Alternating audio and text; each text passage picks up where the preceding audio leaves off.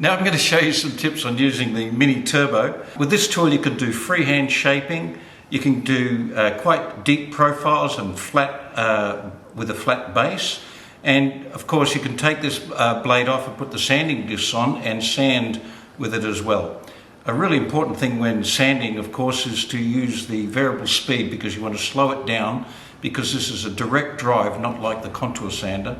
With this tool you slow it down when you're doing sanding. Now there's a lot of science in the Mini Turbo, and I'd like to explain it because it's really good if you understand exactly how this tool works. If you look very, very closely, you'll see along here there is no cutting edge. So where my fingernail is here, from there down there is no cutting edge, but then there is this cutting edge here on the disc. The little cutters are flush with that outside edge. Now on the inside you'll notice this step section here. So if I was to put this vertically down onto a piece of wood, it would come to a stop when it hits this surface here. When it's at that depth, the depth of that stop, it is possible to move it from side to side because the cutters will work. So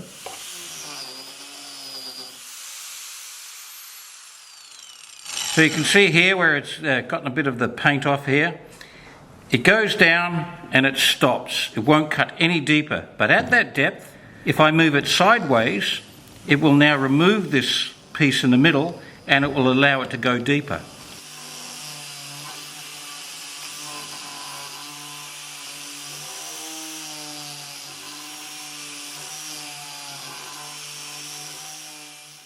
So you see, once I get down to a certain depth, now when it's at this part here, which doesn't have a cutting edge, now it cannot cut any deeper.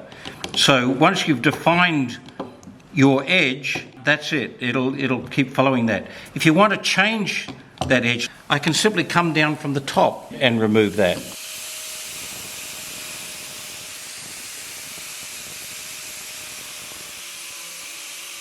So if I only go to that depth, I can move sideways. Once I go deeper than that, it now runs against that edge. Now this is very, very useful for many reasons. One is it stops it from grabbing.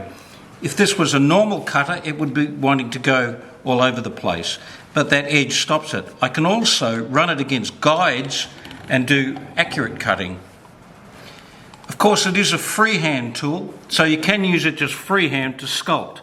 There's lots of different ways to use it freehand. I can use it to plane, quite flat like so, but I find that if I lean it slightly over to the right, the blade is running in that direction and it gives a very smooth cut because it's pulling away from me. I can use it this way, but it's not as steady because it's pushing back towards me. So I do recommend just trying leaning it over a little bit like this and sweeping it over to the left. So you can see what a beautiful smooth cut you can do just by leaning it over like that and sweeping it along. And to use it freehand, you can just sweep in. Remember, it wants to cut in that direction, not to the side once it gets below a certain depth.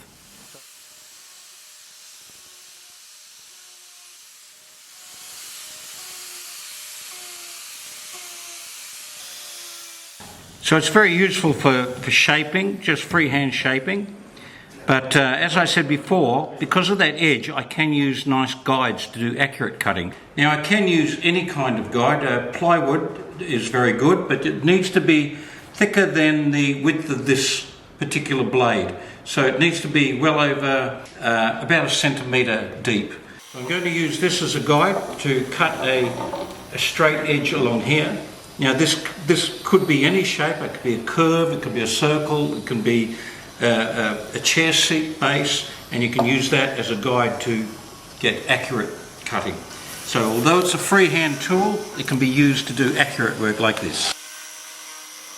Now once you've cut to a certain depth, you no longer need the guide because the edge itself becomes the guide.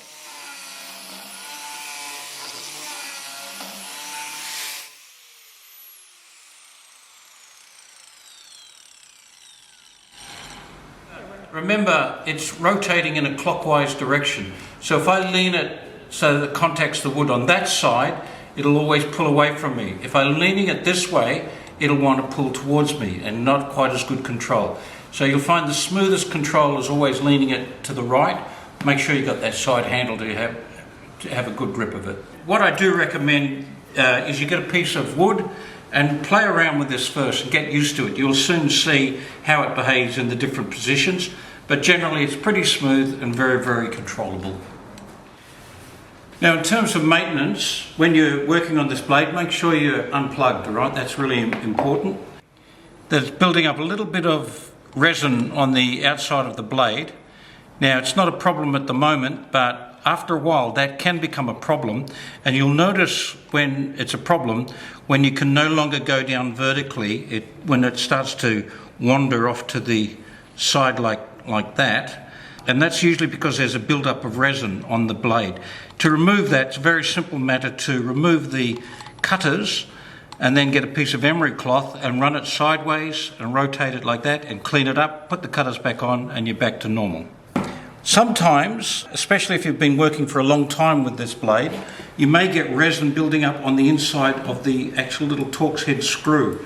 So I recommend you get a little pin or something like that and clean that out before you do it, because with the resin or sawdust in there, you won't get a good purchase and you can round off your Torx key. If you do round off your Torx head, you can just touch it up on a grinder wheel and get a nice sharp edge again.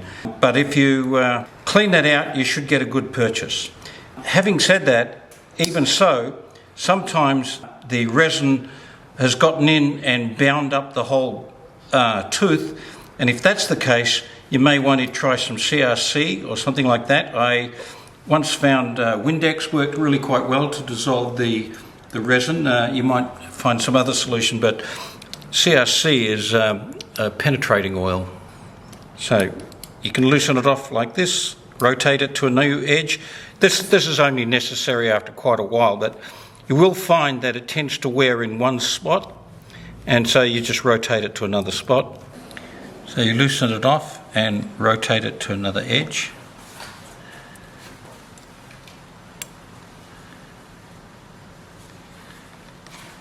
So now I have a nice clean cutting edge, ready to start again.